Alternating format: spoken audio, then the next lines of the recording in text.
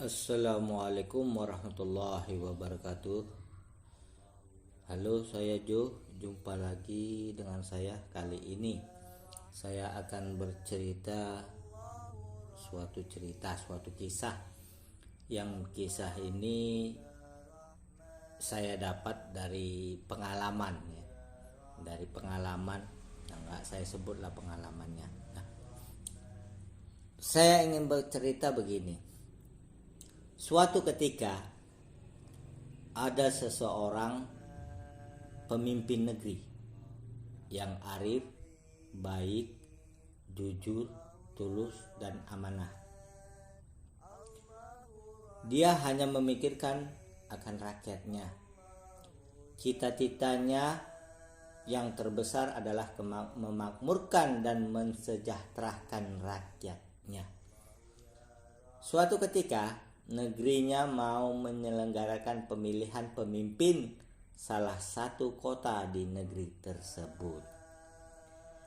Lalu diselenggarakanlah pemilihan pemimpin tersebut dengan mengambil suara terbanyak dari warga kota untuk memilih beberapa pemimpin yang akan dipilih oleh seluruh warga kota tersebut.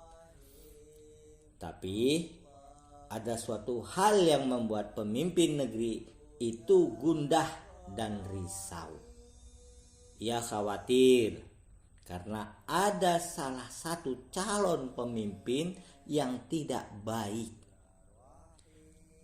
Perangai calon pemimpin ini terlihat baik dan kata-katanya pun terdengar santun, tapi si pemimpin negeri itu tahu bahwa salah satu calon itu tidak dapat bekerja untuk memimpin kota dengan baik, jujur, dan amanah.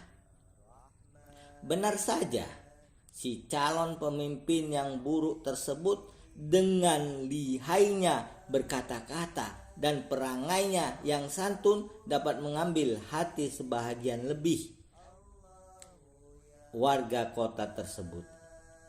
Dia menggunakan cara-cara picik dan kotor dengan menjanjikan hal-hal yang manis-manis dan menggiurkan warga kota tersebut. Alhasil, si calon pemimpin kota yang buruk ini pun menang dalam pemilihan pemimpin kota. Sebahagian besar warga kota memilih ia sebagai pemimpin di kota tersebut. Sang pemimpin negeri yang arif dan bijaksana itu pun kecewa akan pilihan warga kota itu. Ia khawatir kota itu nantinya akan hancur dalam kepemimpinan pemimpin kota yang buruk yang terpilih tersebut. Namun, pemimpin negeri itu tidak dapat berbuat apa-apa karena dia harus adil.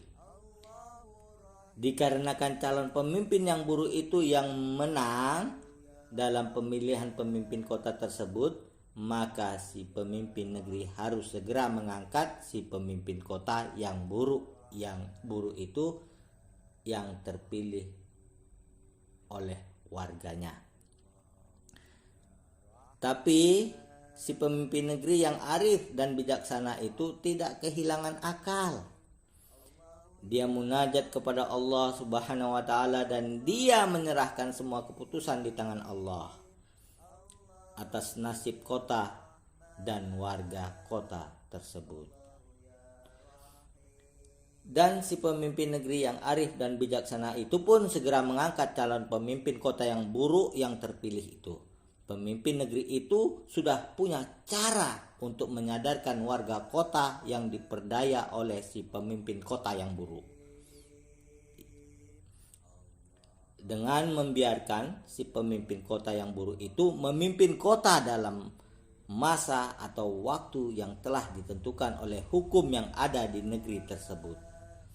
Kelak si pemimpin yang arif dan bijaksana itu akan mengangkat pemimpin yang baik jika masa jabatan pemimpin yang buruk itu telah habis. Akhirnya Tibalah masa itu di mana masa jabatan si pemimpin kota yang buruk itu telah habis masa jabatannya, dan yang ia khawatirkan